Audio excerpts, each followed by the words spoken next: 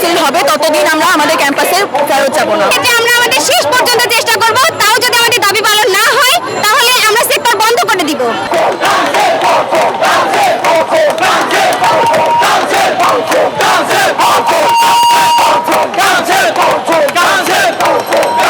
আমাদের দাবি মানতে হবে।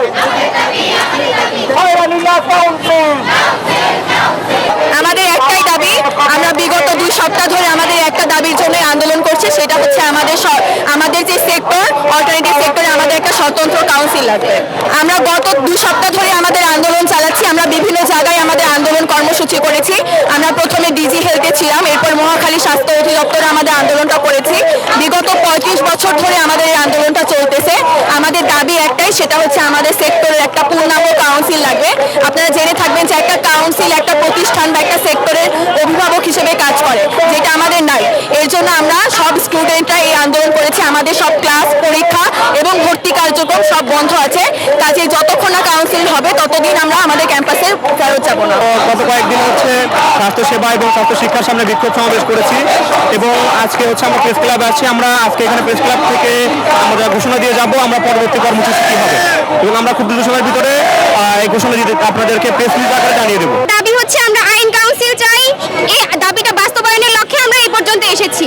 আমরা বিগত 15 দিন ধরে এই আন্দোলন চালিয়ে যাচ্ছি এবং এই পর্যন্ত লাস্ট পর্যন্ত এখানে এসে দাঁড়িয়েছি। 35 বছর ধরে আমরা বৈষম্যের শিকার শুধুমাত্র আমাদের আইন কাউন্সিলের অভাবে।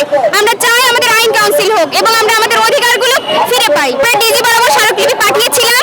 এখন আমাদের পরবর্তী পদক্ষেপগুলো বাস্তবায়নের লক্ষ্যে পরবর্তীতে মন্ত্রণালয়ে স্মারকলিপিটা গিয়েছে এবং অধিকারগুলো বাস্তবায়নের চেষ্টা চলছে। এতে আমরা আমাদের শেষ পর্যন্ত চেষ্টা করব, তাও যদি আমাদের দাবি পালন না হয় তাহলে আমরা সেক্টর বন্ধ করে দিব।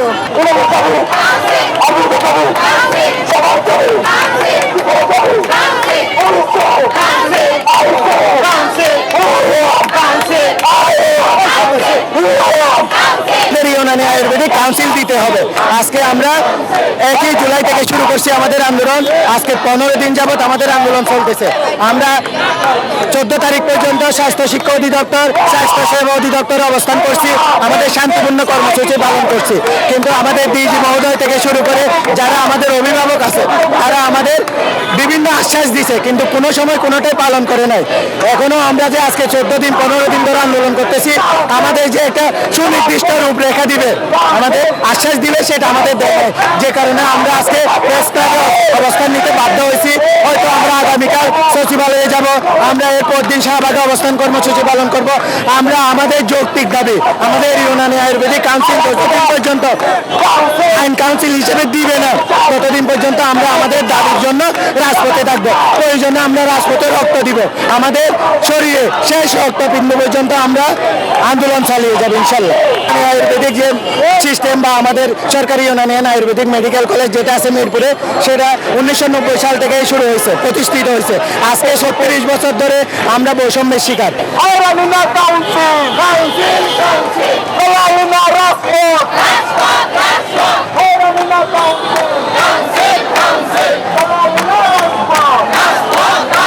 ইউএফটি ফার্স্টের সাথে ট্রেড করুন যে কোনো জায়গা থেকে।